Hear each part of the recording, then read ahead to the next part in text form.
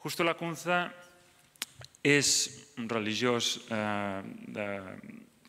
que està especialitzat en els estudis islàmics. Va ingressar a l'ordre dels missioners d'Àfrica, els Padres Blancos, es va ordenar sacerdot. És una persona molt coneixedora del món islàmic. És rector emèrit de l'Institut Pontifici d'Estudis Àrabs i Islàmics de Roma.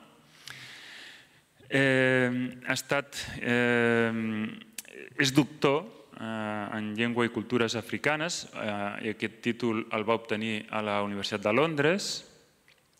És traductor. Cal dir, ell diu que només sap 9 idiomes, a mi em fa la impressió que en sap més de 9, però entre ells l'àrab, el suahili o l'urdu, si no recordo malament. És comentarista, analista, ha estat a la ràdio i televisió italiana, a Ràdio Vaticà, altres mitjans de comunicació. Va ser testimoni de la signatura de cooperació cultural i el cessament de la violència, en aquest cas entre l'Estat d'Israel i l'Autoritat de Palestina l'any 1998. I té una àmplia bibliografia, però sobretot, i ja ho veureu, jo el definiria com un home savi, i crec que és la impressió que a mi m'ha quedat de les converses que he anat mantenint aquests dies amb ell. És un home savi i, per tant, jo crec que res millor que comenci a transmetre'ns justament la seva saviesa. Gràcies, Justo Lacunza.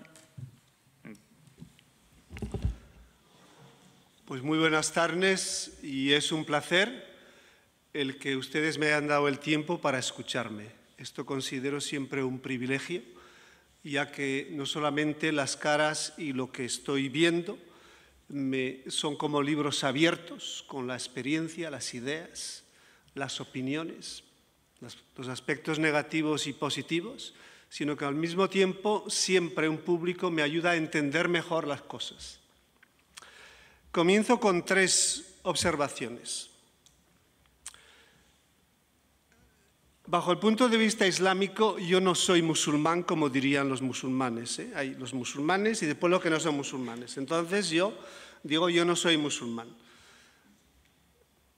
Por lo tanto, mi conocimiento del Islam tiene que venir de algún lado. Y viene de 3 fuentes. Y lo que yo les voy a decir esta tarde viene precisamente de esas 3 fuentes. En primer lugar, es el estudio serio y académico de lo que es el Islam, la lengua árabe, es decir, aquello que se llama darle al codo. Yo puedo decir, he escrito 3 trabajos de tesis sobre el Islam. Mi primera fue sobre un versículo del Islam, mirando lo que las tradiciones de los grandes comentaristas o intérpretes del Corán decían sobre ese particular versículo del Corán, que era sencillamente el versículo del capítulo 7 del Corán, versículo 179. Cuando Dios, cuando Dios tomó una descendencia de la espalda de las costillas de Adán y les preguntó, ¿creéis que yo soy vuestro Dios? Y ellos respondieron que sí. Mi segundo trabajo investigué sobre las fuentes del Islam en el Cuerno de África, las fuentes del Islam escritas exclusivamente en lengua suajili, descubriendo 273 fuentes de textos escritos que eran tanto poesía como prosa, que se referían precisamente al Islam dentro de ese contexto geográfico que se llama el Cuerno de África. Y la tercera tesis la escribí sencillamente sobre conceptos e ideas dentro del Islam suajili. Yo he tenido, en ese estudio académico, he tenido profesores, ellos y ellas, de todo tipo. He tenido secularistas, ateos, he tenido norteamericanos, africanos, árabes, asiáticos, europeos, españoles, alemanes, suecos. He tenido musulmanes de la más alta índole. He tenido budistas que me han corregido los trabajos. He tenido hindúes Es decir, he tenido la gran suerte de haber tenido a grandes maestros. Y en ese sentido tengo que decir que la contribución de los autores de fe, religión, tradición judía ha sido una contribución extraordinaria e indispensable para el entendimiento del Islam. Voy a citar dos de ellos porque somos alumnos de la misma escuela, aunque de diferente edad. Uno es Bernard Lewis. La contribución que este historiador ha hecho al entendimiento del Islam en Turquía, de los movimientos islamistas, nadie jamás en el mundo, al menos yo no lo conoceré, llegará a los niveles que llegó Bernard Lewis. El segundo es Nehemia Lev Zion, que murió, enseñó en la Universidad de Beersheba, el gran experto de los estudios islámicos que estudió la forma como la tradición islámica en África Occidental estaba entroncada y engarzada y en un engranaje continuo con la idea de los jefes transformados en imames. Podría mencionar a otros muchos. Vamos a dejarlos ahí. La segunda fuente es la enseñanza. La enseñanza de la lengua árabe y la enseñanza del Islam durante 20 años. Esto me ha dado dos elementos indispensables. En primer lugar, afinar los conocimientos de la morfología, la sintaxis y la gramática árabe y dejar la ideología fuera del texto en árabe e ir a la fuente y ver lo que el texto dice. Y en segundo lugar, me ha ayudado precisamente a afinar mis conocimientos del Islam, me ha ayudado a afinar mi investigación y mis estudios, puesto que esta investigación me ha llevado a 37 países del mundo a hacer investigación precisa sobre sociedades, grupos y movimientos islámicos. Y entre esos países está China, Indonesia, Malasia, Tailandia y Singapur. La tercera fuente a esto de la enseñanza tendría que añadir algo que lo considero muy importante, que durante entre 20 y 30 años se tocaba algo así como más de 800 instituciones entre universidades, colegios, fundaciones, ayuntamientos, organismos internacionales. Todo eso me ha dado una cosa que es absolutamente esencial, y es que ha sido un continuo aprendizaje de lo que los demás tenían que decirme respecto del Islam. Y la tercera fuente es la experiencia. La experiencia que tiene que ser algo así el cerebro como una esponja. Y doy un ejemplo. No un ejemplo de la antigüedad, sino un ejemplo de hoy por la mañana. He cogido a las 8:30 un taxi para venir a la biblioteca, es decir, a nuestro encuentro. Antes de llegar me había dado cuenta que me había olvidado de mi identificación. Entonces he tenido que volver al hotel. El taxista era una mujer. No digo el número de taxi, que ya me lo ha apuntado, y también la hora en que he cogido el taxi y la hora en que he llegado. Me ha dicho lo siguiente: hemos entablado una conversación, yo me he arreglado para que ella me soltara algo sobre Barcelona porque me interesaba cómo funciona el sistema de taxis y quiénes están metidos por ahí. Y entonces ella me ha dicho lo siguiente: bueno, los pakistaníes aquí en Barcelona tienen una lista para comprar las licencias de los taxis. Han comprado 300 licencias. Y digo yo, ¿cómo funciona esto? Bueno, sé cómo funciona, pero es interesante que la taxista me lo diga. Y entonces me ha dicho, bueno, acumulan el dinero sin pasar por el banco y entonces al que le toca le compran la licencia y tiene que trabajar día y noche para pagar primero lo que debe. Y en segundo lugar, para echar raíces cada vez más profundas dentro de una ciudad en la que, bueno, con los papeles en orden, pero y esto es interesante, siguen siendo extranjeros. Bueno, es un dato interesante que yo lo colego a lo que Eduardo me comentó ayer anoche, lo que ha comentado esta mañana. Esa experiencia se construye día a día. No se construye así por las buenas, se construye constantemente. Y doy un ejemplo, como muchas veces las palabras tienen un significado importante. En 1994, julio del 94, viajaba en un camión entre la capital de Uganda, Kampala, y Jinja, las fuentes del Nilo, algunas de las fuentes del Nilo. Y entonces, en el camión, pues bueno, cuando se aburría el conductor, pues yo tomaba alguna nota. Y en la parte de la derecha, antes de llegar a Jinja, había un gran cartelón en medio del campo, con la hierba de 2 metros de altura. Y estaba escrito lo siguiente en lengua inglesa: esta es la nueva casa de Coca-Cola. Bien, ¿qué tiene que ver esto con el Islam? Pues tiene que ver muchísimo. 2 años después, le pedí a un colega que por favor hiciera el viaje conmigo por carretera, porque yo quería ver qué es lo que había en ese campo. Estaba el cartel de Coca-Cola. Bien, esto me recuerda que en la Meca y Medina, en Arabia Saudí y en todos los países del Golfo, el cartel de Coca-Cola es el que más preeminencia tiene. En la Meca aún más del cartel que dice que los no musulmanes no pueden entrar en el terreno sagrado de la Meca. Y vamos a volver a la Meca, comenzamos de la Meca, después de esta larga introducción, que yo la voy a dividir en 4 bloques. No os apuréis, para los que toman apuntes, repetiré estos 4 bloques para que se nos queden bien grabados. El primer bloque de ideas o de conceptos tiene que ver con la historia de los comienzos del Islam.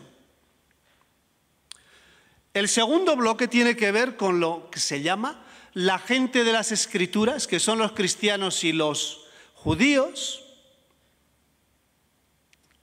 dentro de los textos del Corán y de la traducción y de la tradición musulmana.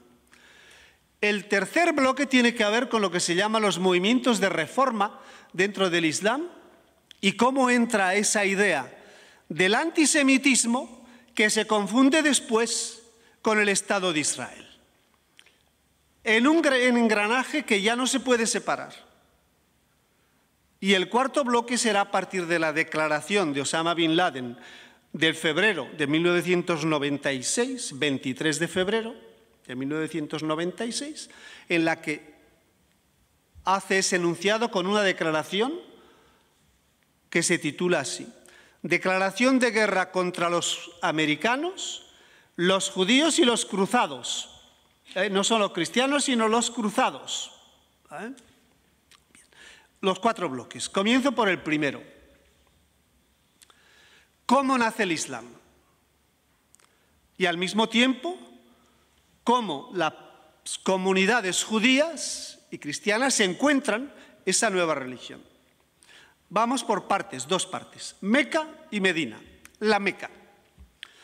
La Meca está compuesta, en tiempos del profeta del Islam, Mahoma, está compuesta de 13 grupos tribales o grupos diferentes que han pasado de una situación de nomadismo, eran nómadas o beduinos en el desierto, pasan a una civilización urbana, porque están entrelazados en la ciudad de la Meca, porque en esa ciudad de la Meca hay un senado que se llama Malá, hay un consejo municipal, y en esa ciudad es una ciudad de la peregrinación, porque ahí está un santuario que se llama la Kaaba. En la Kaaba hay una piedra negra, un meteorito, y las tribus van en peregrinación una vez al año para adorar las diferentes divinidades en esa ciudad de la Meca, en el santuario de la Kaaba. En ese santuario hay representadas 352 divinidades. Y en ese parlamento divino tenemos un presidente, y ese presidente se llama Jubal. Al es la desinencia que nos indica la divinidad. Tenemos en la Biblia un plural que es Baal, que significa los dioses. Y en árabe tenemos Allahu. Y en hebreo tenemos Elohim. Es la raíz AL. En esa ciudad de la Meca, la peregrinación es una gran fuente de ingresos. Porque allí donde hay peregrinos, pues bueno, hace falta la oferta de alojamiento, de comida, de bebida, de recuerdos. Si alguien va a Jerusalén o a Santiago de Compostela o a ver sencillamente la muralla de China en Nanjing o sencillamente a ver el santuario donde llegó San Francisco Javier en Yohobaru o uno visita la ciudad de Kioto, ¿quién no quiere la postal del Monte Fuji? ¿Quién no quiere la postal del Muro de las Lamentaciones o del Santo Sepulcro? ¿Quién no quiere llevarse una fotografía de recuerdo para decir, yo también estuve allí? La Meca, entonces, es también una ciudad de comercio, de industria, de negocios. Y los mecanos son intratables. Digo, los mecanos no es el grupo Mecano. Alguno podría leer lo que yo he dicho en clave musical. Entonces, son los mecanos. Bien. Entonces, los mecanos tienen la astucia, la osadía, la caradura en los negocios. ¿De dónde vienen estos negocios? Pues bueno, aquí nos sirve un poco la historia. La Meca está en la intersección, en la parte occidental de la península arábiga, lo que se llama la región del Hijaz. Y entonces, en las tres rutas del comercio, una de ellas pasaba por la Meca. ¿Cuáles eran estas tres rutas del comercio? La primera bajaba del Oriente Medio, bajaba por toda la costa oriental del Mediterráneo, que hoy podríamos decir la costa de Gaza, Israel y Siria. Al llegar al Golfo de Alejandría, se partía en dos. Una iba hacia Alejandría y el África del Norte, y la otra bajaba junto al Mar Rojo hasta lo que los romanos llamaban la Arabia Félix, en el Yemen. Esa ruta pasaba por la Meca. La segunda ruta venía de la India, ya en aquellos tiempos, y venía por la costa occidental de la India, que se llamaba y se llama la costa de Malabar, pasaba por el Golfo de Hormuz. Entre paréntesis, Irán tiene 2.230 kilómetros de costa con ese Golfo de Hormuz. Esto lo digo así para que nos entendamos. Cuando hay un problema en el estrecho de Hormuz, tenemos un país que dice yo tengo 2.230 kilómetros de costa. Y luego bordeaba la parte donde está ahora el estado de Kuwait arriba, en el Golfo, en el embudo, bajando hasta Bahrein, de Bahrein a los Emiratos Árabes, pasando después por Omán, el Hadramaut. Esa era la segunda ruta. Y la tercera ruta ya en esa época venía del Cuerno de África, saliendo por la parte norte oriental de lo que se llama la Somaliland, o la parte norte de Somalia, bordeando el puerto de Hagesha, entrando en territorio etíope y subiendo hasta enfrente de lo que se llama Meca y Medina y atravesando el Mar Rojo a la otra parte. Hago una paréntesis. Para alguien que cree que esto era imposible, atravesar el Mar Rojo, con los primeros musulmanes, cuando son perseguidos en el 628, algunos de ellos, van a encontrar refugio con el rey de Etiopía. Etiopía, un país que no ha sido nunca colonizado, que ha tenido siempre un reino. Una cosa interesante. Bueno, los musulmanes encontraron precisamente refugio en el Negus de Etiopía, atravesando el Mar Rojo. Los mecanos tienen, por lo tanto, un gran control de los negocios y se dan cuenta que hay un señor que se llama Mahoma, que está sembrando ideas muy peregrinas de esto del Dios único y del Dios no sé cuántos, y que esto les está dando por el traste con los negocios. Y dice aquí, si ahora aceptamos nosotros la religión musulmana, a nosotros se nos acaba el negocio. Entonces, hay un reto y un desafío por parte de la religión musulmana respecto de ese terreno fértil y de esa sociedad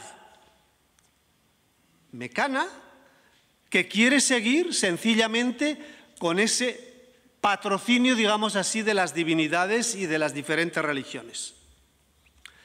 Dentro de esa ciudad, Mahoma, su grupo, pertenece a una familia que se llama los Banu Hashim.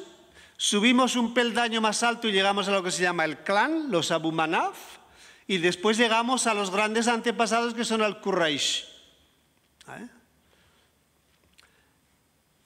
Hashim, este es el nombre tan legendario que tenemos la monarquía de Jordania, que es la monarquía hashimita, que quiere decir nosotros estamos entroncados con los antepasados en el Islam, con la familia misma del profeta,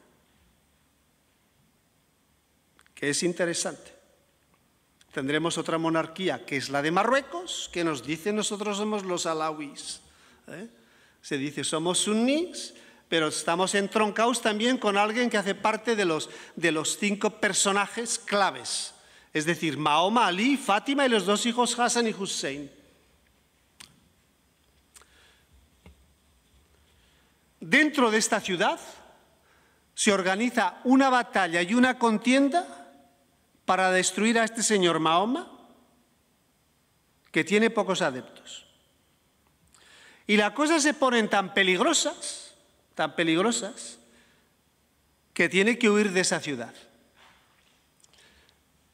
Damos un salto, no con el AVE que se está construyendo entre Meca y Medina, 450 kilómetros.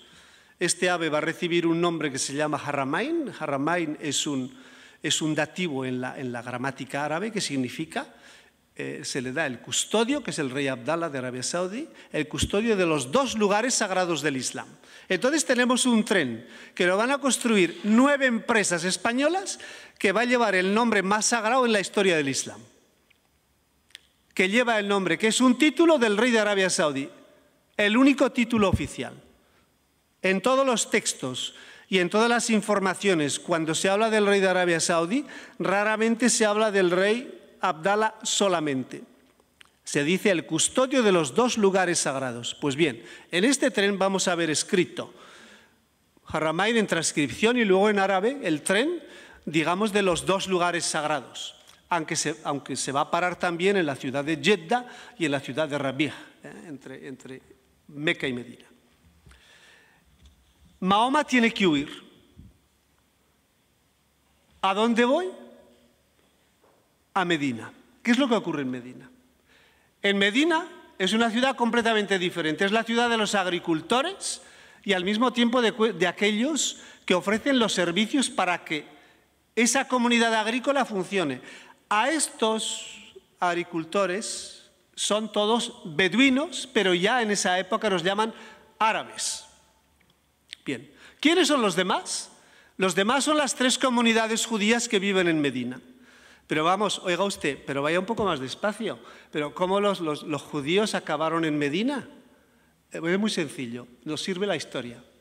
Después de la destrucción de Jerusalén en el año 70, hay la dispersión y la diáspora.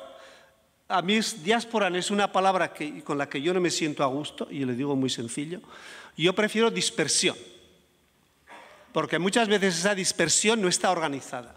Y entonces nos encontramos que a través de esa línea comercial que viene de lo que se llama Sham, que quiere decir hoy Siria, pero Sham quiere decir el Medio Oriente, bajan para establecerse en Medina, porque las comunidades árabes que constituyen un único núcleo en Medina tienen necesidad de las comunidades judías para que hagan funcionar esa comunidad de Medina. Los mecanos y los medineses, vamos a llamarlos a todos medineses, son como el perro y el gato. luchan entre ellos. Los mecanos consideran a los de Medina como analfabetos, como gente de poca monta. Estos son los aldereños que han venido a la ciudad y que no tienen el tinte, que no tienen el tacto de lo que somos nosotros los mecanos. Nosotros somos los aristócratas, somos aquellos que manejan los negocios, que dicen a la gente lo que tiene que hacer, que tenemos un senado, un consejo municipal, que tenemos la cava, tenemos todo. Y entonces las comunidades judías y los árabes se entienden para decir, bueno, si hay un mecano que quiere venir a nuestra ciudad, bienvenido. Y ahí comienza lo que se llama la época de la emigración de Meca a Medina de Mahoma y de sus discípulos. 22 de junio del año 622. ¿Quién era este grupo? Le llaman los emigrantes, al-muhajirun, aquellos que hoy diríamos son los que hacen la peregrinación. Se llama la hijra, es la huida. Y esto marca la historia del Islam hasta nuestros días. ¿Qué es lo que ocurre en Medina? En Medina ocurre una cosa muy significativa. Los árabes se convierten instantáneamente al Islam y reciben un nombre, que lo habéis escuchado esta mañana, lo ha mencionado Eduardo 4 veces. Ansar. Él lo ha mencionado en relación a un grupo en Alicante, Ansar al-Mujahidin. Ansar, que quiere decir los vencedores. Hoy lo podemos traducir por combatientes, milicianos. Y esa palabra sale del Corán porque el Corán nos dice, Nasr min Allah, que la victoria te la da Dios. Entonces los Ansar, los árabes que eran politeístas, se convierten al Islam. Y a partir de ese momento son creyentes. Bien. ¿Qué es lo que ocurre con este personaje Mahoma? Mahoma, sin darse cuenta, se ha convertido en un profeta de una nueva religión que le llamamos Islam. El Corán nos dice que Dios, la religión de Dios es el Islam, no lo digo yo, lo dice el Corán, Ainda Allah al-Islam, din al-Islam. Y Mahoma se convierte al mismo tiempo en jefe de ese incipiente Estado islámico y comunidad musulmana, donde ya las tradiciones de los antepasados no son la referencia principal, ni tampoco la tradición oral, sino una tradición escrita que después será completada, recogida, cumplimentada, ordenada en un texto llamado el texto del Corán, que ya hablaremos después. ¿Qué es lo que ocurre con las 3 comunidades religiosas? Os digo los nombres, los podéis apuntar, y si no los apuntáis, pues os quedáis, que hay 3 comunidades judías. Esto es importante, lo que voy a decir ahora. Esas 3 comunidades judías tienen nombres específicos, se llaman los Banu Nadir, los Banu Quraiza y los Banu Qainuqa. Son esas 3 comunidades judías. Bien, entonces Mahoma con la comunidad musulmana retan a las comunidades judías para que se conviertan al Islam. Y aquí llega la propuesta, la parte del no por parte de las comunidades judías porque tenemos nuestra propia fe en un Dios único, y luego llega el aniquilamiento y el exterminio, la tortura y la persecución por parte de esa incipiente comunidad musulmana de las comunidades judías. Lo voy a repetir para que lo entendamos bien. Esto no es parte de ideología, esto es parte de la historia. El grupo de los árabes que se convierte al Islam tiene un jefe supremo que es jefe de la comunidad, es jefe de Estado porque se va a constituir en una sociedad nueva, con un referente que es el Corán, un referente el Corán que después tendrá 4 vertientes que darán pie a la ley islámica, pero esto ya es un ulterior desarrollo del Corán, y las comunidades judías que dicen nosotros continuamos con nuestra religión, por lo tanto no aceptamos la vuestra. Y ahí está la declaración de guerra de los musulmanes contra los judíos. Bien, ¿qué es lo que ocurre antes de la muerte del profeta? 3 hechos. En primer lugar, los mecanos están preocupados. Cogemos el AVE a mayor velocidad en un segundo que 300 a la hora. Estamos de Medina y estamos ya en la Meca, o sea, en un abrir y cerrar de ojos. Y entonces los mecanos dicen, tenemos que tener cuidado con este tío, porque aquí este nos va a comer vivos y este está decidido a volver a su ciudad natal. Y nosotros, por los principios tradicionales de las tribus, no le podemos negar la acogida. Algo que es muy importante y que Mahoma lo sabía perfectamente. Bien. Este grupo recibe un nombre y se llama los Ansar. Y tiene 2 líderes, además de Mahoma. Tiene un líder que se llama Ali, que se va a casar con la hija Fátima. Y después tiene otro líder que se llama Abu Bakr, que va a ser el califa, el primero de los califas, que va a suceder a Mahoma. Y comienzan sistemáticamente el regreso hacia la ciudad de la Meca. Hay una primera batalla de Uhud, la batalla de Uhud, que es un desastre para esa comunidad musulmana, porque tienen que luchar contra las tribus beduinas que dicen nosotros el Islam ni por el forro. Estamos contentos con lo nuestro. Y entonces es una derrota completa. Y llegan después los textos de la revelación para decirnos que, bueno, la derrota se puede transformar en victoria. En la tradición china, ya en el siglo IV antes de Jesucristo, ya había ese proverbio que decía lo siguiente, que la derrota es el comienzo de la victoria. Los chinos ya tenían ya ese proverbio. Entonces parece que ese mismo proverbio ha funcionado. Llega después, 624, llega la batalla que se llama Badr. Badr, que quiere decir la luna llena.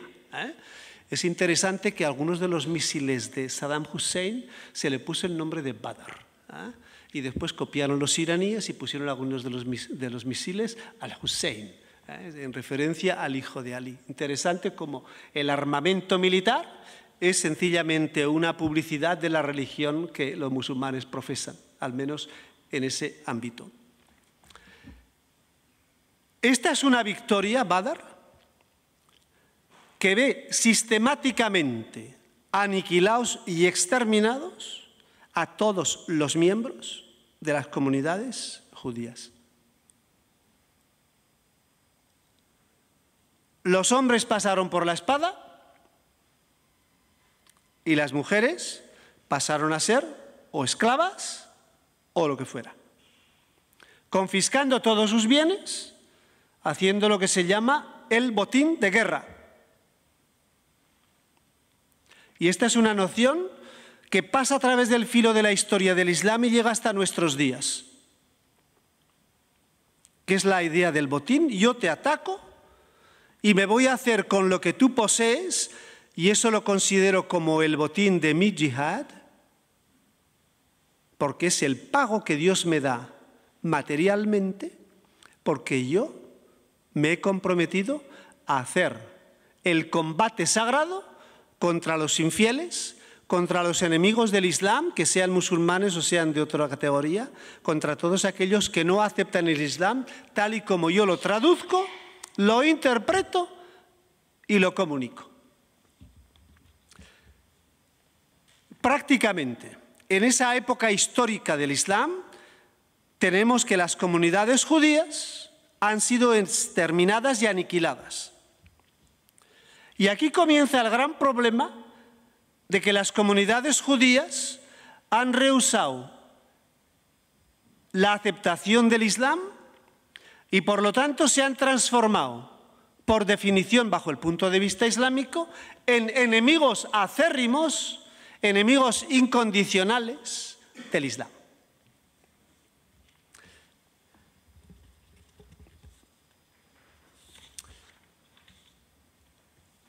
Una última consideración de ese periodo es que ya tenemos en la historia del Islam,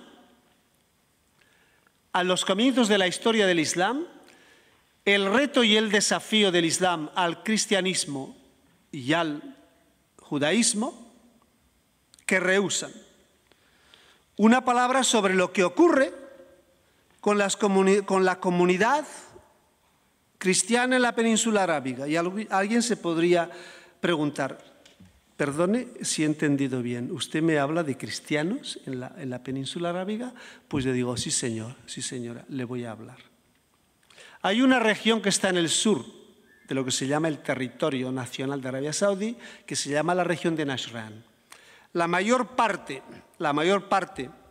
de los habitantes saudíes que viven en la región de Najran siguen la religión del chiismo, es decir, son chiíes, no son suníes. Hay otras dos regiones en la parte oriental, sobre todo la ciudad de Qatif, donde el 64% de los saudíes que viven en esa área son chiíes. Por lo tanto, decir que todos son en Arabia Saudí suníes no es verdad. En Najran, en tiempos del profeta Mahoma, había una comunidad religiosa. Y ahí tenían un obispo, que se llamaba un uskuf. Tenían un jefe de las tribus, que se llamaba un sayyid, el cid campeador, quiere decir sencillamente cid, quiere decir señor, señor de algo. Y después había una comunidad cristiana. Bueno, el profeta del Islam, a medida que se van conquistando la península arábiga, a través de contratos y a través de alianzas, o a través sencillamente de la fuerza, también proponen a los cristianos la conversión al Islam. La comunidad de los cristianos dice que no vamos a aceptar el Islam porque nosotros tenemos el Dios único, tenemos otro camino de fe, por lo tanto no lo vamos a... Y ahí hay lo que se llama ese pacto, que es el reto de sangre o el reto de la condena de Dios, que se llama al-mubahala, una cosa histórica, lo explico. El reto es el siguiente. Si vosotros creéis que mi religión es una invención y no es divina, que venga Dios y me castigue. Los cristianos dicen, no nos hace falta ese reto ni ese desafío. Y entonces, a partir de ese momento, también los cristianos son perseguidos y prácticamente aniquilados. Sufren exactamente el mismo destino que los judíos. Vamos a pasar al segundo bloque, que es el Corán y la tradición, y qué es lo que podemos decir de los judíos dentro de ese contexto del Corán. En primer lugar, el Corán es un texto sagrado, yo os lo digo por experiencia, que es complejo en su vocabulario. Es difícil de entender en su estructura y es peliagudo entender hasta las últimas consecuencias de su texto. Este texto del Corán no lo encontramos así el Corán en la muerte de Mahoma. Me he saltado el periodo por cuestiones de tiempo. Mahoma llega a la Meca y los mecanos se rinden, se convierten al Islam y de perseguidores del Islam se convierten en los protagonistas. Es el hombre de negocios que ve que hay una inflación en la bolsa y que el techo de deuda nos está bajando, como nos lo dicen, y antes de que se nos venga encima, pues yo invierto. Esa es la idea de los mecanos. Y los mecanos se convierten en los protagonistas del Islam. Y dicen, aquí los califas tienen que salir de nuestras propias filas. Esto de los Ansar de Medina, aquellos musulmanes y árabes, aquellos nombres, estos son agricultores, estos son gente iletrada, gente que no sabe nada. Nosotros sabemos. Y se convierten ellos en los grandes protagonistas de lo que se llama el periodo del califato. Los 4 grandes califas que Atatürk, el fundador de Turquía, se los cargará en 1924. Bien. El Corán es un libro sagrado complejo en su estructura. Está dividido en 114 capítulos. Hay 6.221 versículos en ese texto. Tenemos el segundo capítulo, que es el más largo. Después tenemos el capítulo 4, que tiene como título Las mujeres. Y tenemos los últimos, el 13 y el 14, que son los más cortos, precedidos por un capítulo que se llama la apertura, o el prólogo, la introducción, el prologómeno, que dirían los clásicos. Esto me sirve para decir que uno de los grandes pensadores del Islam, y que ha hecho una contribución extraordinaria al conocimiento de la historia, de las estructuras tribales, de las estructuras de clanes, etnias, lenguas, fue el famoso Rosenthal, que tradujo la Muqaddima Prolegómenos de Ibn Khaldun, una obra en 3 volúmenes, que ha sido una grandísima contribución, una de las más impresionantes contribuciones a la historia del entendimiento de lo que se llama el sistema de las tribus. En Navarra tenemos un pueblo que conserva esa palabra clásica. Tenemos el pueblo que se llama Aibar. Aibar es un plural que quiere decir tribus, Aibar.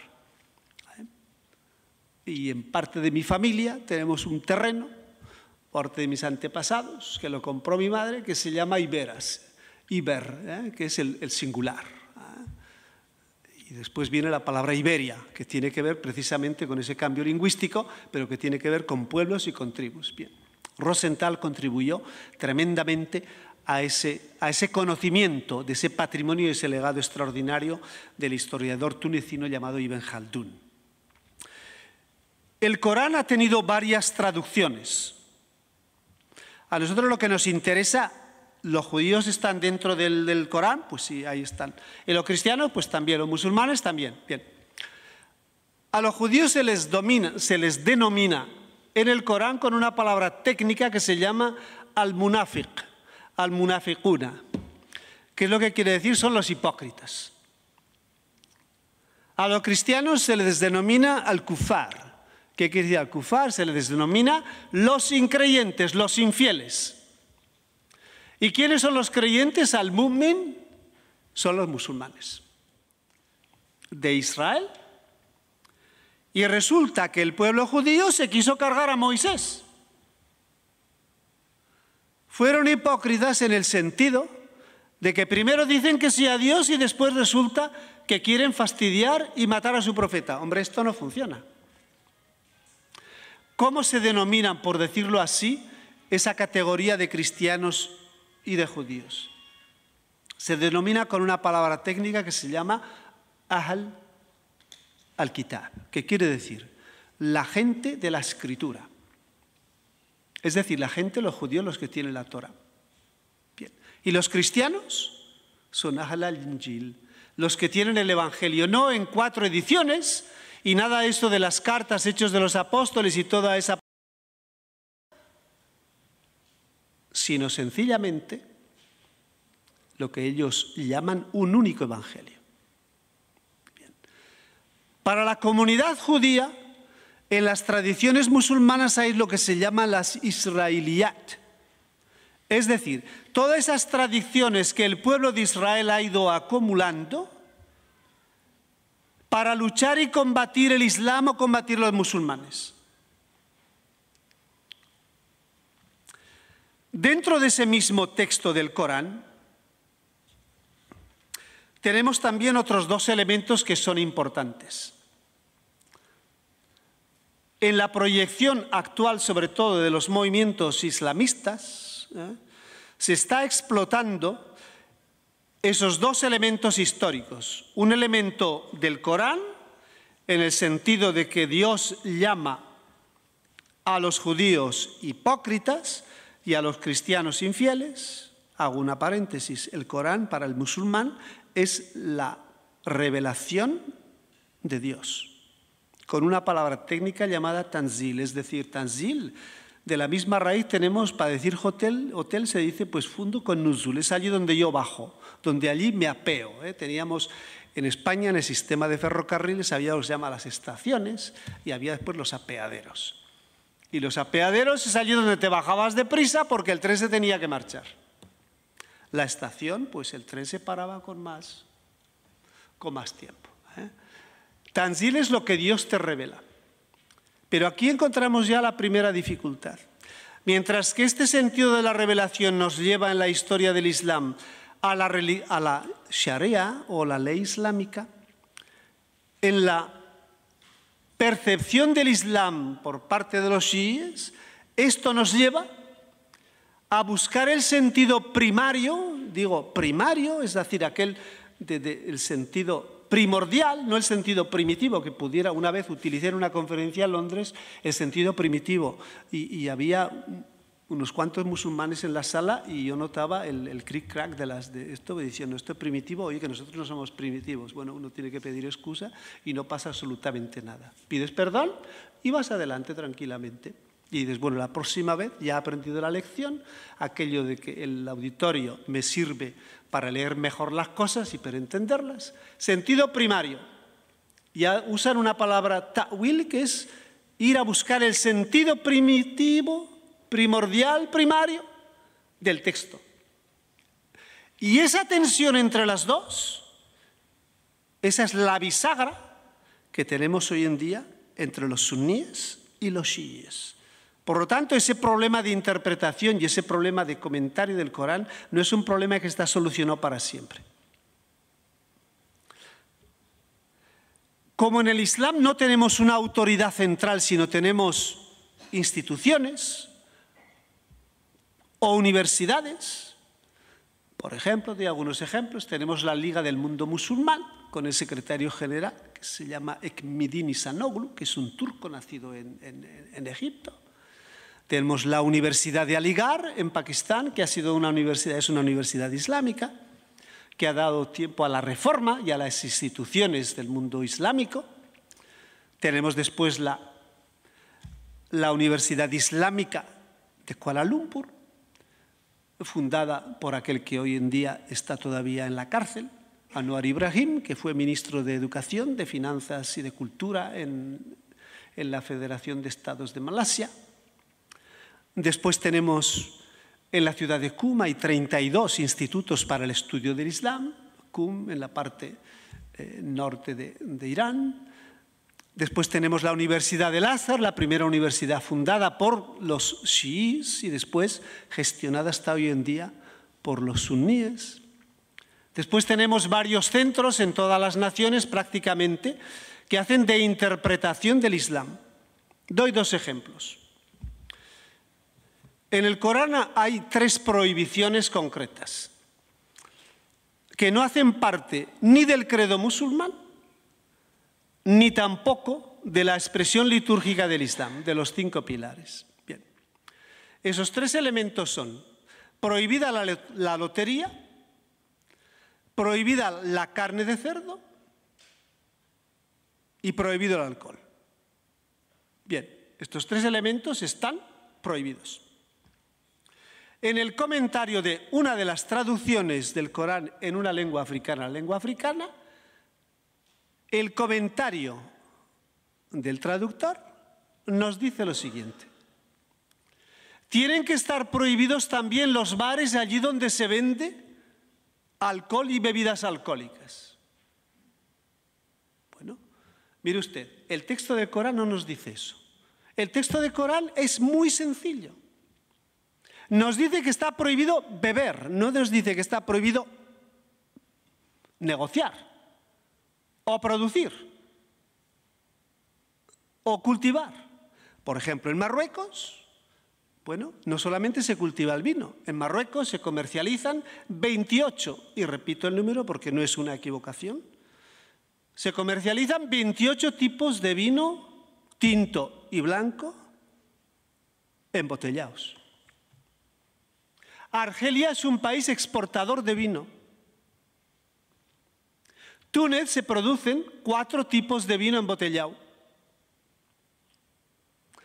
Entonces, las interpretaciones y los comentarios del Corán pueden variar de una forma extraordinariamente difícil de entender y muchas veces contradictoria, porque no hay una autoridad central que sencillamente me dice, bueno, pues esto no va con el texto, esto no funciona en el texto, esto sale de las categorías, sale de los lindes, de los límites, de las fronteras permitidas por el texto. Una de las cosas más difíciles dentro de ese texto no es solamente entender la posición de los judíos y de los cristianos.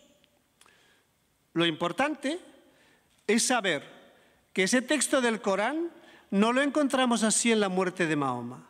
Ese texto sufre alteraciones porque está compilado por diferentes fuentes. Para hacer las cosas complejas y complicadas, las voy a sintetizar. La lengua árabe, como las lenguas semitas, se escriben con unos sencillamente márgenes, se llaman diacríticos, que es difícil de separar consonantes porque sencillamente son rayas. El texto del Corán se escribe así. Claro, esas rayas yo las puedo leer de forma diferente. Por ejemplo, cojo mi propio apellido, que es el segundo apellido, y tengo Balda, B-L-D. Bueno, pues si alguien se equivoca de vocales, puede decir baldío o baldía o baladí. El mismo ductus consonántico, y perdonar la palabra en latín, pero se llama así, la misma vía, el mismo ferrocarril de las consonantes, pero con las vocales cambia. Entonces, los expertos musulmanes se apresuran a poner las vocales en el texto porque hay que tener una edición definitiva del Corán. Y entonces tenemos en la tradición islámica, y no nos levemos las manos a la cabeza, hay 9 lecturas, algunos dicen hasta 14 lecturas diferentes del mismo texto del Corán con significados diferentes. 2 en Meca, 1 en Medina y lo más interesante, que las más principales tenemos en Kufa y en Basora, que están en Irak. Y es elegida con el texto que tenemos hoy, con esa vocalización del texto del Corán, es elegida la tradición más importante y de las más comunes de la ciudad de Kufa. Eso es lo que tenemos. ¿Y por qué Kufa? Porque ya en el 634 los musulmanes iban avanzando hacia el norte, siguiendo precisamente esas líneas y esas rutas de las que nosotros hablábamos al comienzo. Dentro de este texto, ese bloque de los pueblos de la Escritura es lo que hace hasta hoy en día que hay 2 bloques de pueblos en el mundo llamados con la etiqueta cristianos y judíos, que han sido y son recalcitrantes al Islam.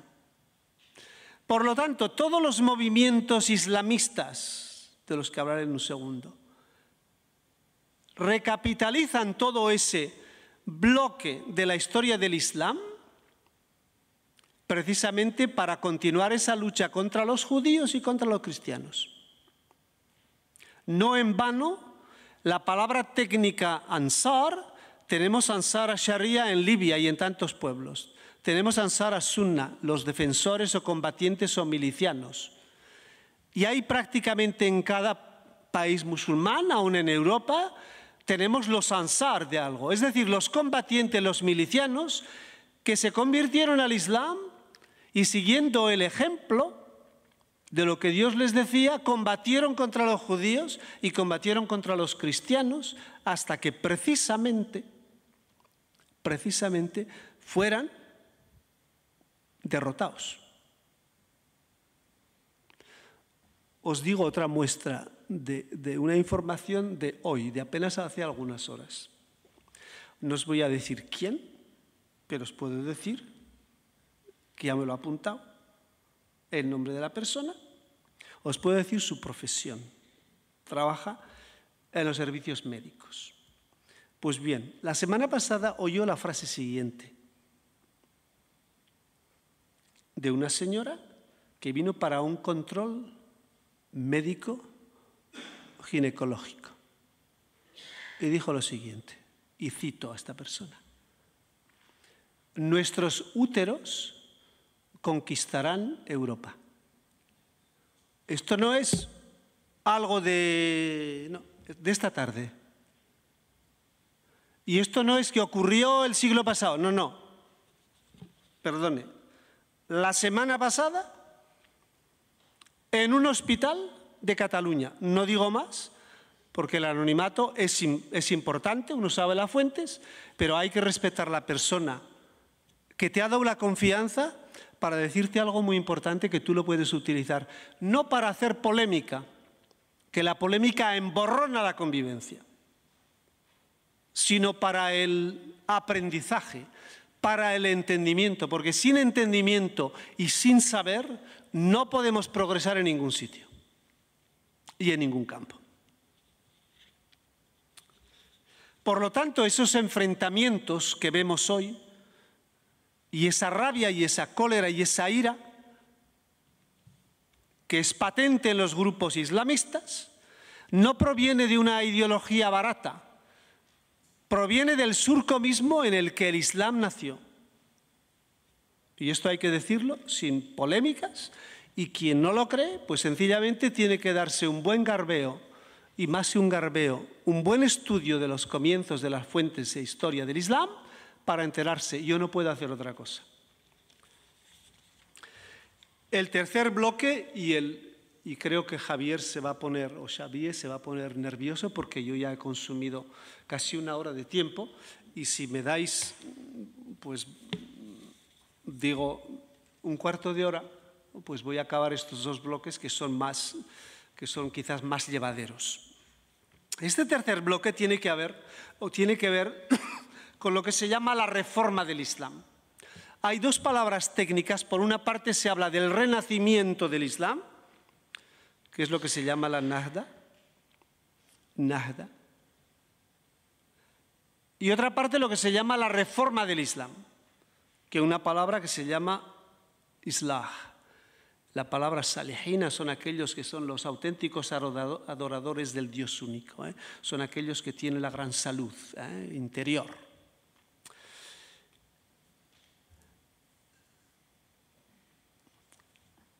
Cuando llegamos al fin del califato, que es la institución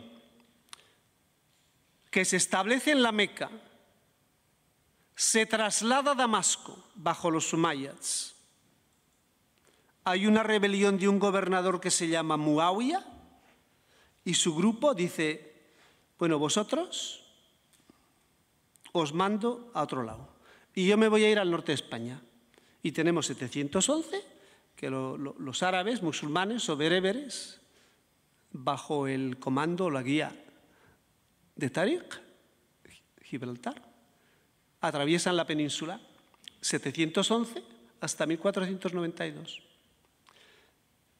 A partir de Damasco se trasladan a Bagdad, el gran campo de los abasíes. Y de ahí continúan dividiéndose y fragmentándose, sea en Asia o sea en Oriente Medio o en las regiones del Cáucaso o las regiones de la parte de la Europa oriental, hasta que llegamos al periodo turco, Ataturk, con los grandes califas, mejor dicho, sultanes turcos. Tenemos el gran periodo de los otomanos, es 1924. Y ahí Atatürk dice, al traste con el califato, y establece lo que se llama la República de Turquía. Bien. Entonces eso no cambia porque los turcos continúan siendo musulmanes. El pequeño clan de los Osmali, que da el nombre de otomanos, bueno, se transforma en una nación, Turquía, en una nación de la República de Turquía. Bien.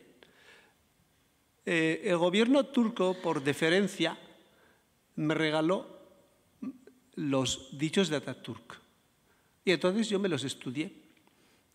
Y creo que hay pocos libros en los que se dicen tantas burradas en contra del Islam. Una cosa espeluznante. Bueno, hasta tal punto que yo me dije, bueno, esto ya toca los límites de decir, bueno, yo tengo que enterrar esta religión. Y de hecho, el final del califato supone eso. Supone tú que das al traste con una institución que ha condicionado la historia, las relaciones, el poder, la política, la economía, el lenguaje administrativo, jurídico y legal. Ha condicionado las 4 escuelas de ley musulmana. Ha condicionado la división entre suníes y chiíes. Ha condicionado el Islam en África, en los países árabes. Condicionó en Asia y podíamos continuar. Y Atatürk llega y cierra ese bloque. Ya entonces tenemos algunos autores, sobre todo autores egipcios, que habían percibido que algo no andaba por la vía derecha, utilizar una expresión musulmana, respecto del Islam. Y comienzan por decirlo así, lo que se llama Islah, reforma, y lo que se llama Nahda, renacimiento. Combinan las dos palabras. Y el gran problema es el siguiente. ¿Qué es lo que tenemos que hacer con la ciencia que está avanzando en Europa, en Occidente? ¿Qué es lo que tenemos que hacer? ¿Qué es lo que tenemos que hacer con esa nueva interpretación de la tradición musulmana, que de hecho es la más importante que nosotros tenemos? Por lo tanto, tiene que haber una forma para integrar las ciencias de Occidente con el discurso del Islam. Bueno, hago una paréntesis. Yo tuve la suerte de encontrar a la viuda de Taha Hussein. Taha Hussein fue ministro de Educación en Egipto. Era ciego, Taha Hussein. Y llegando a ser ministro de Educación, comenzó las reformas institucionales de la educación islámica en Egipto y dijo lo siguiente: la tradición musulmana tiene que ir par a par con los tiempos. Lo que no se puede decir es mirar siempre al pasado y no mirar al futuro, porque nosotros vivimos en el presente. Bien, yo leí el texto que me dio su viuda para poder leer y para poder digerirlo y las cosas que me interesaban. Y después, en 2 encuentros con ella, le preguntaba, y bueno, le impresionó mucho un encuentro que tuvo como ministro de Educación aquí en Madrid y las reflexiones y las cosas que oyó en nuestro propio país. Y entonces se dio cuenta, con otras visitas a Francia e Italia, se dio cuenta de que los países europeos habían hecho un esfuerzo tremendo de adaptación de su propia tradición o tradiciones religiosas a lo que les daba la ciencia. No es que lo habían conseguido todo, pero por lo menos había un intento de armonía y un intento de entronque y un intento de engranaje. Esos movimientos islámicos van tomando forma y los primeros en reaccionar a esta prohibición del califato son los hermanos musulmanes fundados por Hassan al-Banna en 1928. Hassan al-Banna era un maestro de escuela. Bien, no me voy a entretener con los hermanos musulmanes. Estarán 82 años totalmente proscritos, con 3 presidentes, Nasser, dejando Hudaybi al comienzo, con Nasser, Sadat y Mubarak. Y llegarán hasta el 30 de junio del 2012, cuando el ingeniero Mohamed Morsi será elegido formalmente presidente de la República Árabe de Egipto, no es la República de Egipto, es la República Árabe de Egipto, con el 13%, no, con el 51,2% de los votos. Ayer comenzó antes de ayer comenzó su juicio, después del movimiento Tamarrut, o la rebeldía o la rebelión. Bueno, lo derrocan porque 23,8 millones de egipcios dicen que no lo quieren. Y como él había dicho en su discurso de la presidencia, y aquí nos sirve la historia, él dijo textualmente lo siguiente: si los egipcios quieren que me vaya, yo me voy. Esas son las palabras que él dijo, no son las mías. Lo mismo que el rey Abdallah en Riad dijo al presidente yemení Ali Abdullah Saleh, que ya por la tercera vez le pedía el gran consejo de la cooperación en el Golfo: oye, deja la presidencia y vete después de 33 años, que ya está bien. El rey Abdallah, cuando le pusieron el papel delante para que lo firmara, le dijo el rey Abdallah, y cito textualmente: esperemos. Él lo dijo, el rey Abdallah lo dijo en el singular, pero traducción significa, cuando lo dice un rey, esperemos. Esperemos que esta vez sea la buena. Y firmó el papel, y cuando volvió a Sanaa, bueno, su vicepresidente, Mansur al-Hadi, tomó el cargo y hoy es presidente del Yemen. 1941, tenemos la primera fundación de un partido político fuera del mundo musulmán, árabe. Este partido político lo funda en Pakistán. Pakistán era entonces, 1941, parte de lo que se llama la India británica. Cuando tú pronuncias India británica, digo yo, bueno, ¿cuándo India fue británica? Pues no lo sé, pero vamos, eso es lo que dicen los textos. Hay un señor que se llama Abu al-Maududi, que es un pensador, autor, que tiene ya la furia de construir una sociedad musulmana exclusivamente con los instrumentos del Corán y la herramienta de la Sharia, y que funda el partido que se llama Parti Islami. El actual primer ministro, Nawaz Sharif, en Pakistán, que es miembro de la Liga Musulmana en Pakistán como partido político, sus raíces y su inspiración le viene de este partido islamí. La influencia de este Maududi es una influencia universal. Muchos de los prólogos de las traducciones del Corán llevan el prólogo y las palabras del Maududi. Entre las dos épocas hay un hecho histórico de grandísima importancia. 1932 nace la monarquía saudí. Y la monarquía saudí se establece por la dinastía de los Saud.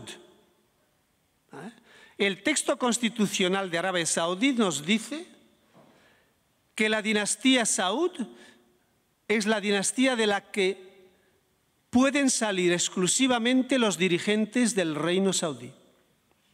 Por lo tanto, si me hablan de democracia, entonces hay que ir a la Carta Constitucional para ver exactamente lo que la Carta Constitucional nos dice. Bien.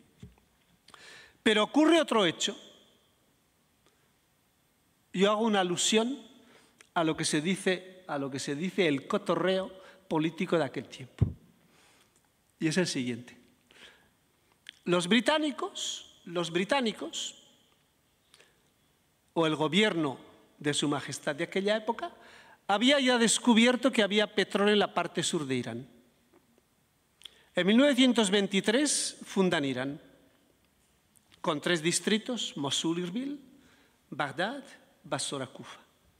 Pero el año anterior fundan Kuwait en 1922, llenando, por decirlo así, como si fuera de pequeñas estrellas y posesiones británicas a lo largo de los mares: Singapur, Hong Kong,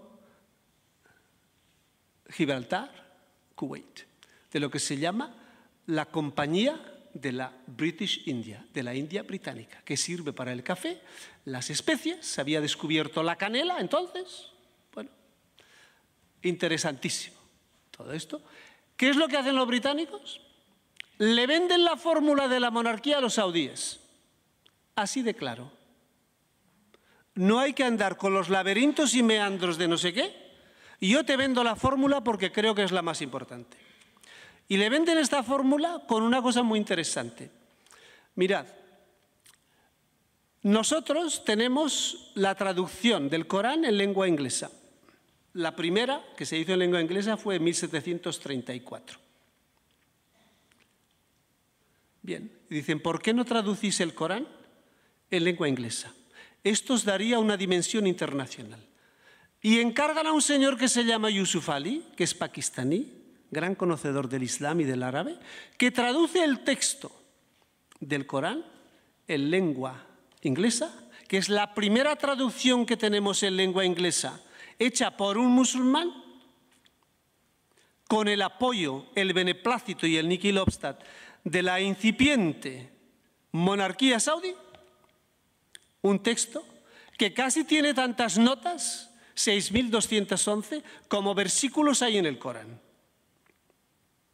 Entonces ahí tenemos la esencia en lengua inglesa del pensamiento de entonces respecto del texto del Corán. Esa traducción se publica en el 1934 y es la que va a ser de texto de referencia para esa propaganda exterior. Hoy tienen ya otra traducción, la traducción de Hilali, que es la traducción oficial del gobierno de Arabia Saudí, para la propaganda internacional.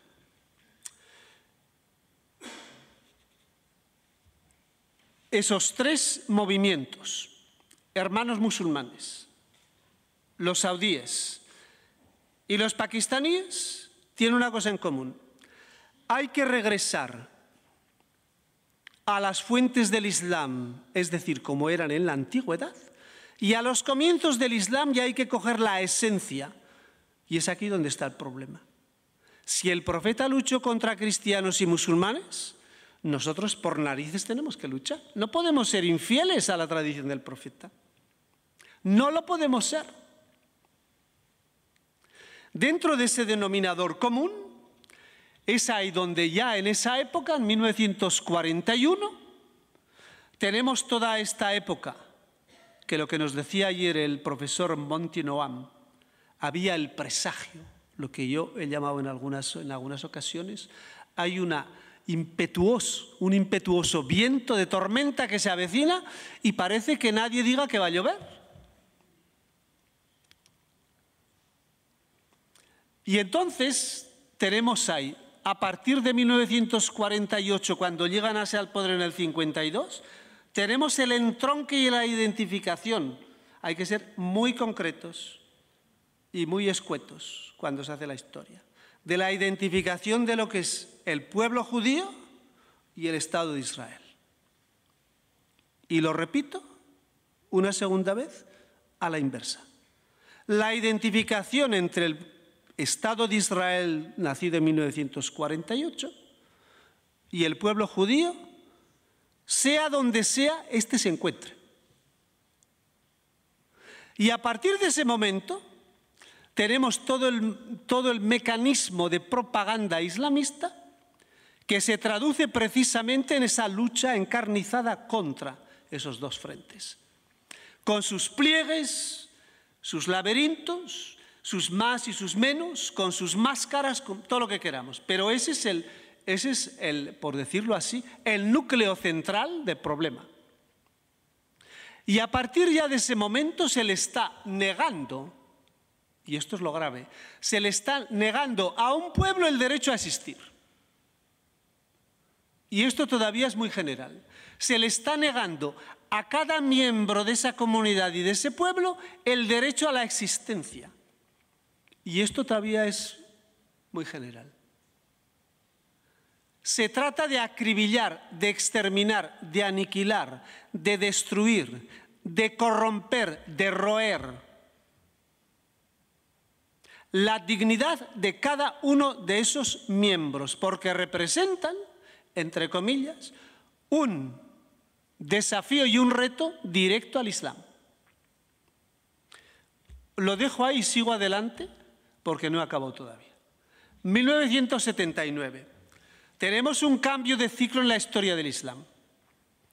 El cambio de ciclo es el siguiente. Tenemos tres hechos importantísimos que van a marcar la historia del Islam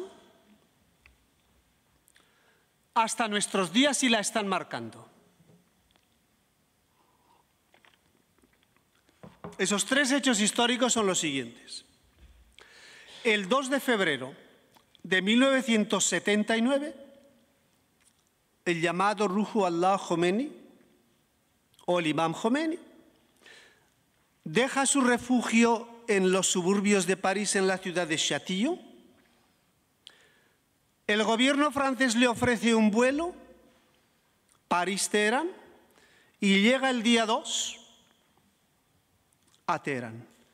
Es acogido como el gran Mesías y comienza este vocabulario, el vocabulario de representar a los americanos y a América como el gran Satán y al mismo tiempo a todos sus aliados. Y Khomeini va al núcleo del problema. Funda la República Islámica de Irán, y es un hecho singular que Khomeini jamás predicará públicamente en una mezquita. Este es un hecho importante de gran significado. ¿Por qué? Porque Khomeini, a partir de ese momento, toma posesión de un espacio público a través del cual él lanza lo que se llama el Islam revolucionario, es decir, el Islam que tiene dos componentes. En primer lugar, el establecer la pauta y la brújula del Islam en todas las sociedades, comenzando por las musulmanas, y al mismo tiempo luchar contra todos los enemigos del Islam. ¿Quiénes son estos enemigos del Islam? Los americanos, los judíos y los cristianos. Para combatir los judíos, crea lo que se llama las brigadas del Quds, las brigadas de la ciudad santa. Al-Quds es la ciudad santa en árabe, o Jerusalén. ¿Por qué? Porque sencillamente quiere capitalizar en lo que era la historia primitiva o primordial del Islam, en sus orígenes, en sus raíces. Este movimiento de la expansión de la República Islámica del Irán tendrá algunos protagonistas. Rafsanjani, con el que se relaja la cuestión económica. Después tendremos Hatami, que habla de la alianza de civilizaciones. Después tenemos el que niega el holocausto y la realidad de la historia, que es Mahmoud Ahmadinejad, antiguo alcalde de Teherán. Y ahora tenemos al que le llamo yo Hassan Rouhani, o se llama Hassan Rouhani, que vamos a ver exactamente lo que va a ocurrir en los próximos meses. De momento, nada de lo que dijo su anterior predecesor ha cambiado, excepto la llamada telefónica con el presidente Obama. Y el hecho de que en Ginebra la señora Catherine Ashton pues ya ha conseguido hablar con Azeri, ministro de Asuntos Exteriores, para relanzar de nuevo toda la cuestión nuclear. Segundo hecho, el 16 de julio de 1979 llega al poder el todo ambicioso llamado Saddam Hussein. En esa época histórica ya comenzamos continúa, con los judíos que tienen que salir precipitadamente porque este señor está medio loco.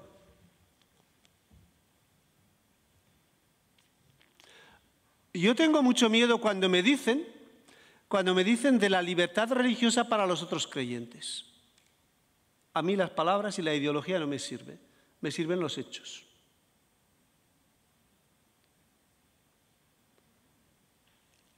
La época de Saddam Hussein, hay el problema encarnizado de suníes y chiíes, declara prácticamente la guerra a Irán y hay una guerra de 8 años entre Irán e Irak.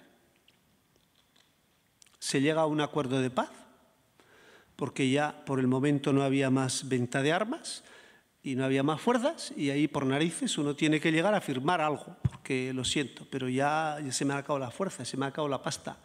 Entonces, mis planes satelitarios o planetarios pues tendrán que ser muy concretos.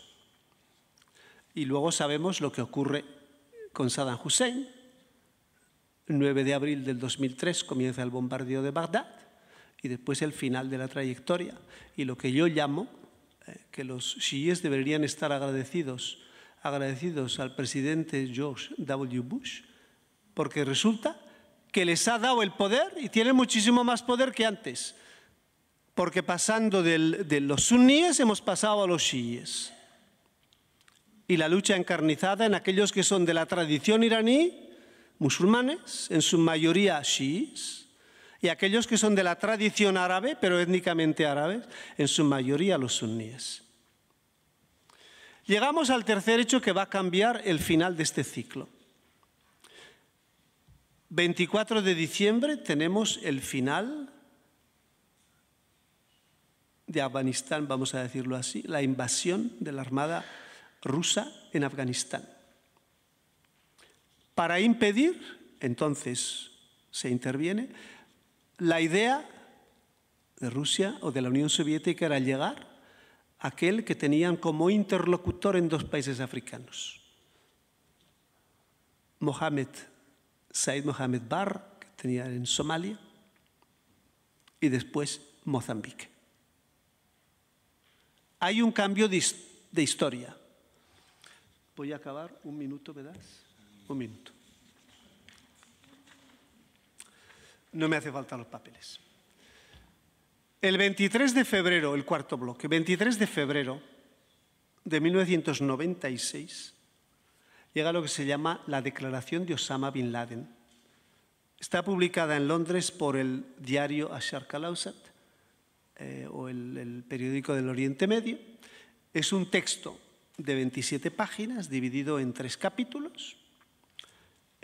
Un texto que cuando yo lo leí por primera vez me pareció que era escalofriante y me dio mucho miedo este texto.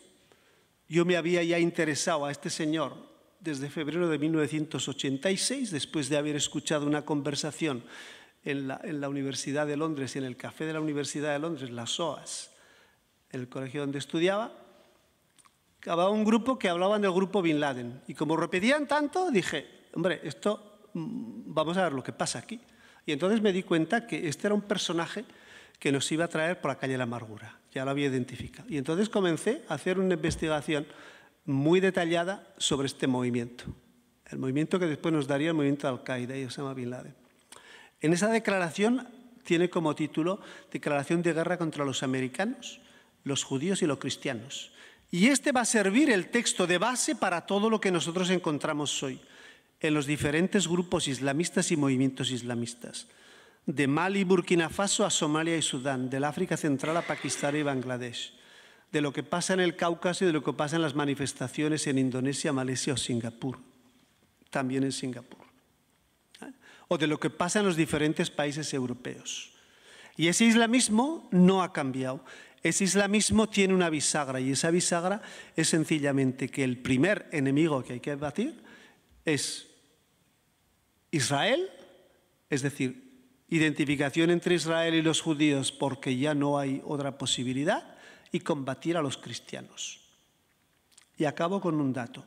En Suecia, en el 2012, en la ciudad de Malmö, ha habido 66 actos criminales contra los judíos.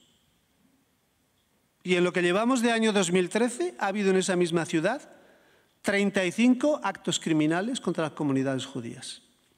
Esos hechos históricos que nos hacen pensar que precisamente ese islamismo muy radical, el islam político, no el islam como fe y religión, transformando precisamente que se ha convertido en un odio acérrimo e incontrolable contra aquellos a los que se les niega aún el derecho a existir, a respirar y a vivir pacíficamente en este mundo. Gracias por vuestra atención.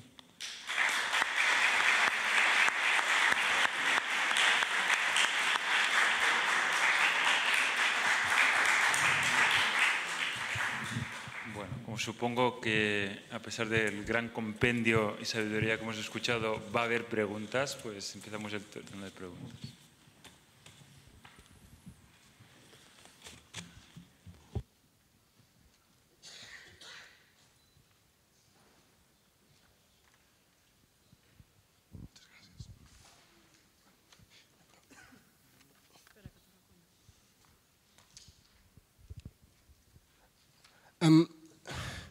Profesor Justo Lacunza, en primer lugar, muchísimas gracias por su conferencia magistral de un tema complejo, como es la visión del pueblo judío en el Islam.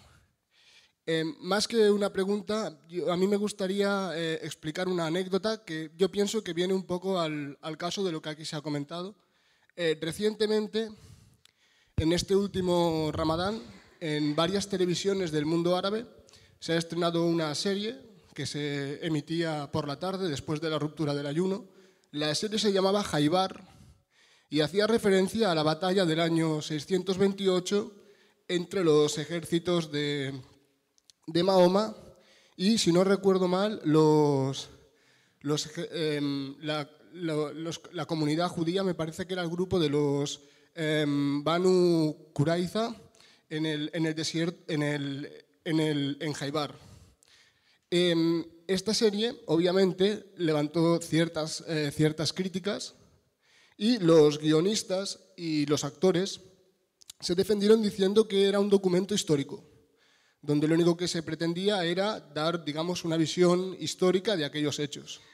Sin embargo, la serie tenía una moraleja, y la moraleja era la siguiente: al igual que los judíos de Jaibar, que los judíos de Medina traicionaron los acuerdos con el profeta Mahoma, actualmente las negociaciones de paz con los israelíes corren el riesgo de que, si se llega a algún tipo de acuerdo, los israelíes lo vuelvan a traicionar, como supuestamente hicieron las comunidades judías de Medina. Era la anécdota que quería explicar. Muchísimas gracias.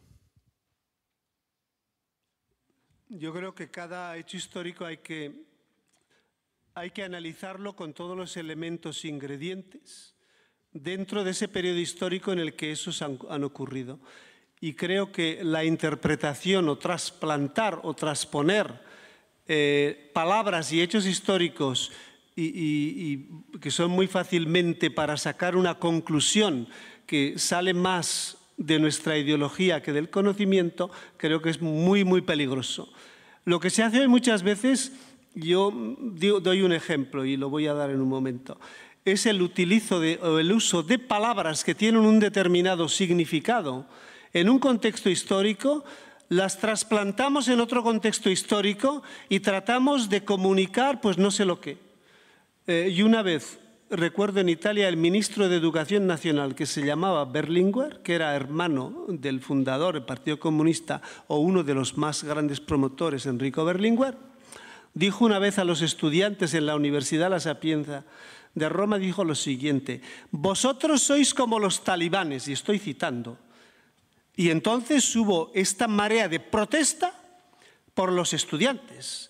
No porque no existieran los talibanes, sino porque este ministro, creyendo hacerse intérprete de lo que se llama las ideas refractarias de cambio o de programa o lo que fuera, trasplantó una palabra técnica que tiene su significado dentro de un periodo histórico de Afganistán o de Irán, la trasplantó en un contexto moderno, contemporáneo, de una universidad estatal, haciendo que los estudiantes recibieran todos la etiqueta de talibán. Entonces eso es muy peligroso.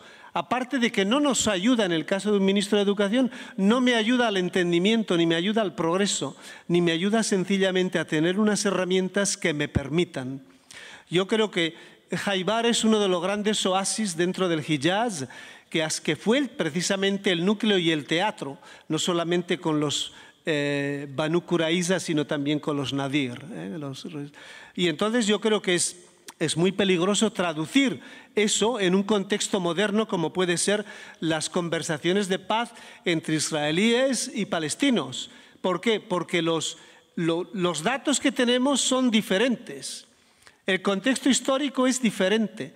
El camino, la senda o la vía de los acontecimientos históricos es completamente diferente. Y por lo tanto, con esa equivalencia, por decirlo así, o con ese parecido, no es que estamos ayudando a resolver el problema, ni a la convivencia, ni a la armonía. Al contrario, profundizamos mucho más y ahondamos mucho más con el cuchillo en la herida. Yo les voy a pedir de todas maneras brevedad en las preguntas porque como nos hemos comido mucho tiempo, por tanto, sean concisos, por favor. Buenas tardes, gracias de verdad por la conferencia. Siendo corto, a mí dudas muchas, pero dos curiosidades que me gustaría saber. En términos de religiones comparadas, a veces nos pasa la idea que, por ejemplo, los judíos rezan 3 veces y los musulmanes 5. Los judíos hacia Jerusalén y los islámicos, los musulmanes hacia Meca. Mi pregunta es si de verdad ha habido alguna conexión para que los rituales se parezcan o, no sé, son casualidades. Esa es una pregunta. Y la otra, que no sé si hay una respuesta, pero que has comentado en un momento a partir de la convivencia, ¿no? Pero si partimos de estos conceptos de que hay que eliminar, que hay que terminar con lo que es distinto, con los judíos específicamente o los cristianos, ¿cuál es esta posibilidad que tenemos de convivir? Esas son las dos preguntas. Gracias. La primera pregunta. La ciudad hacia la cual los musulmanes dirigían en un primer tiempo las oraciones era Jerusalén.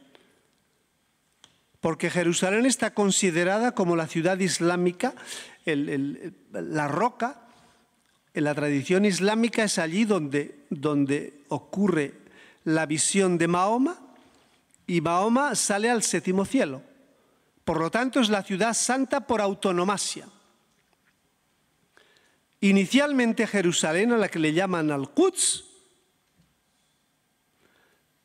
a la ciudad de la Meca no se le llama la santa, se le llama con otra, el Meca al-Mukarrama, la bendecida, la que ha tenido un montón de gracias, pero el nombre de Al-Quds, santa, es superior a bendecida.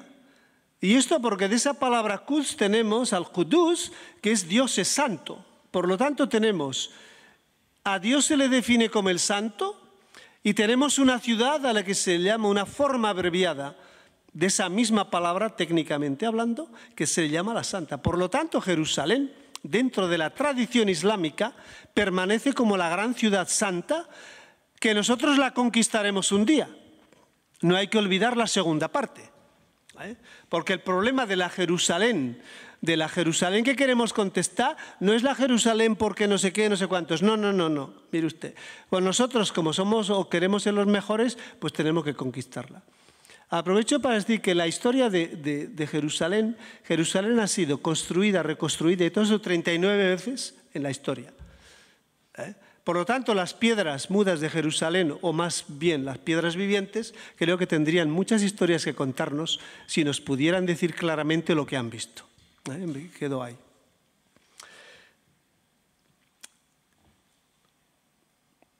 La convivencia.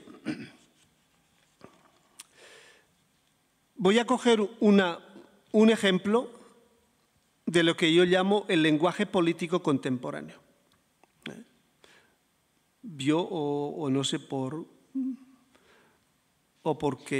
me han enseñado así, estoy muy acostumbrado a analizar el lenguaje, porque manejo bastantes lenguas, estoy acostumbrado a pasar una lengua a la otra con una gran facilidad, y entonces veo a ver lo que se dice.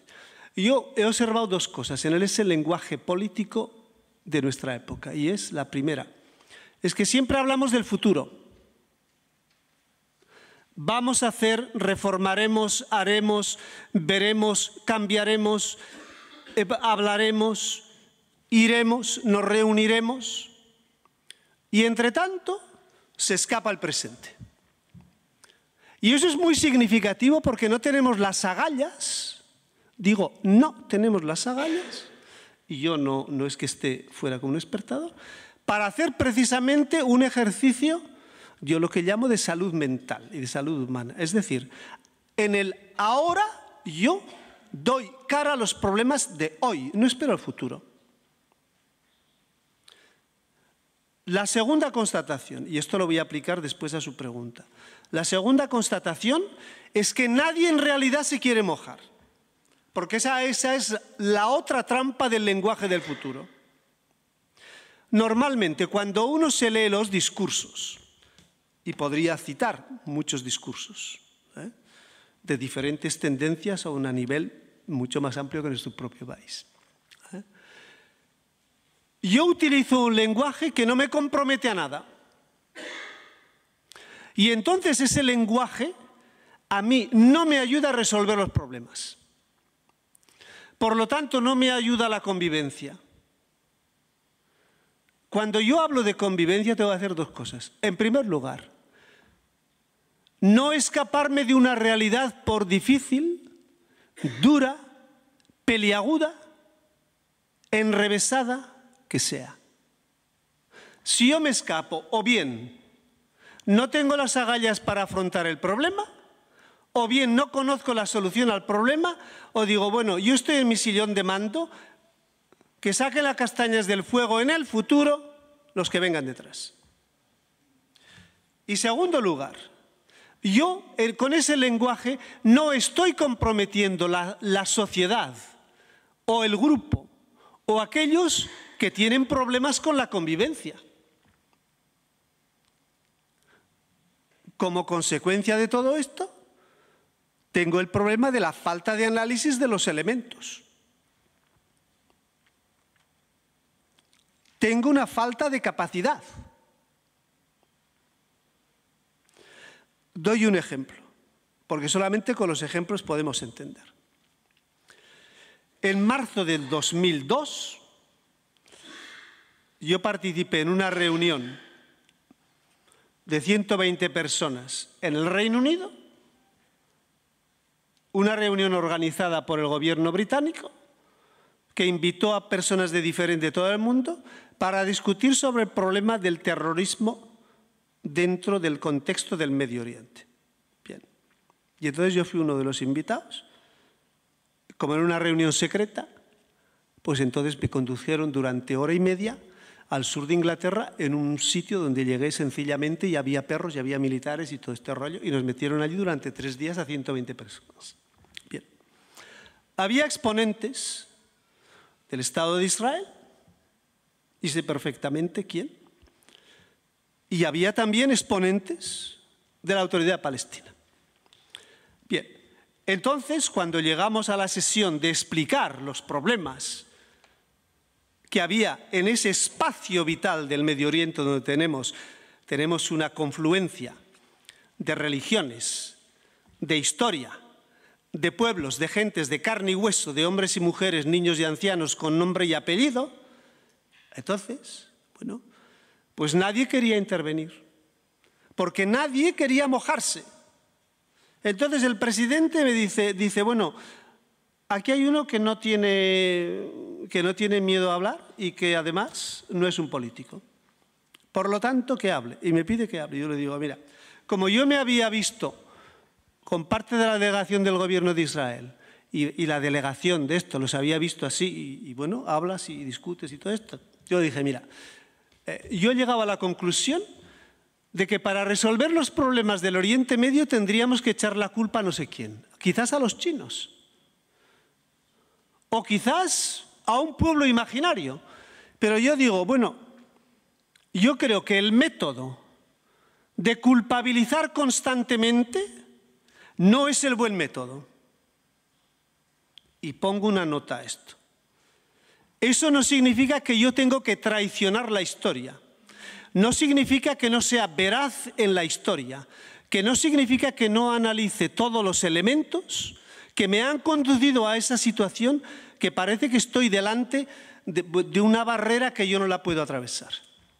Y nos falta esa capacidad, y la osadía, y las agallas, y la entereza, y la serenidad para llamar a las cosas por su nombre. Y yo digo, la violencia es violencia, ¿qué quieres que te diga?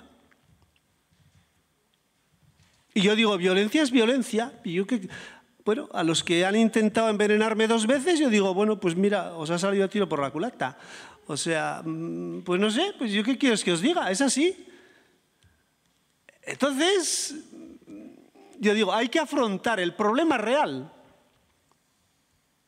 O cuando tú das cara a un problema que literalmente te han secuestrado debajo de un árbol, como es mi caso en África Central, y estás todo el día que no sabes si vas a salir vivo o lo que fuera, hay que llamar a las cosas por su nombre. Y punto. Y solamente llamando a las cosas por su nombre yo puedo salir. A mí lo que más me destruye dentro de mi propio ser es lo siguiente. Que tengamos gentes o estados o movimientos hoy en día que quieren sencillamente desarraigar, exterminar, aniquilar, destruir, destrozar, envenenar el Estado de Israel y los judíos en cualquier parte del mundo que ellos se encuentran. Solamente el pensar que eso pueda existir en mi planeta me pone la carne, bueno, no tengo palabras. Cuando esto aplico y digo que, bueno, que hay gente que se ha propuesto en que también a cristiano hay que recortarle y hay que hacer exactamente lo mismo. Y yo me hago una pregunta. Yo digo, ¿qué es lo que los organismos internacionales, comenzando por las Naciones Unidas, la Unión Europea, los diferentes estados, hacen para luchar contra ese que es el primer problema de la humanidad, que tú le niegas a alguien el derecho a existir? ¿Qué es lo que hacemos?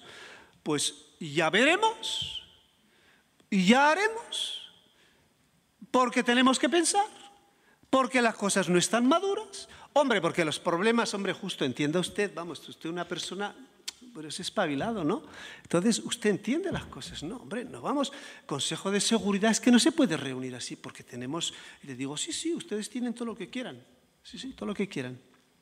¿Sí? Sobre Siria no han abierto el pico, hasta que las cosas estuvieron así. A Libia, 1 año, 18 de marzo, para decir, bueno, ahora parece que comenzamos a entender algo.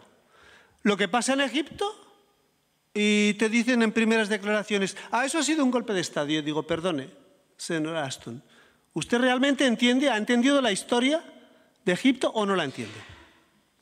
Y podría dar muchísimos casos. Pero ese lenguaje que siempre en el mañana no nos ayuda a resolver los problemas. Y no hay una persona al mundo que no quiera ser feliz y no quiera resolver los problemas. Y ese lenguaje anquilosado que tenemos, pues nos impide hacer eso y solucionar problemas. Ahora, tampoco, yo no doy el brazo a torcer. Y digo, ese es el primer problema. Habláis mucho de derechos humanos, de dignidad humana, y os dais cuenta que tenemos en una inmensa mayoría de los 192 países del mundo, que hay gente que está con el miedo, que vive en el miedo y con el pensamiento. Hay gente indecente y diabólica que ha declarado que yo no tengo derecho a vivir. A periodistas que me estaban utilizando un lenguaje bastante anquilosado, y lo digo con todo el respeto por Eduardo y todos los demás, todos los periodistas que hacen un trabajo extraordinario y que yo lo aprecio y lo defiendo.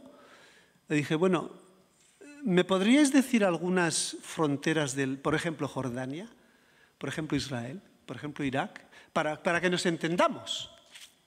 Y para ver cuánto es complicado el solucionar los problemas concretos cuando yo tengo o no tengo conocimiento de lo que son las fronteras. He mencionado antes la frontera de Irán de 2.230 kilómetros en el estrecho de Hormuz. Hombre, los iraníes te lo dicen esto. Te dicen, oiga, pero vamos, tú no me puedes dejar fuera del juego cuando yo tengo una frontera de 2.230 kilómetros. O el embajador de cultura del gobierno chino que me dice, bueno, ¿por qué nosotros no estamos en Afganistán cuando tenemos una frontera? Le dije, sí, señor embajador, 112 kilómetros de frontera china con Afganistán. ¿Y también sabías eso? Y le digo, pues sí, porque estaba mirando el mapa. Entonces, en esa capacidad para poder convivir, bueno, yo digo, este es el mundo que me toca vivir, esta es la época que me toca vivir. Mañana no lo sé, pasado mañana no lo sé, pero yo creo que cambiar ese lenguaje y centrarnos en lo que realmente pasa en el presente creo que sería el mejor antídoto para empezar con toda forma de odio, de discriminación, de racismo y sencillamente de decisión para que determinados, en este caso el pueblo judío, no sobreviva y sencillamente acabe sus días. Claro, evidentemente no en los altares, sino pisoteado y aniquilado porque son ellos los culpables de todos los males del mundo.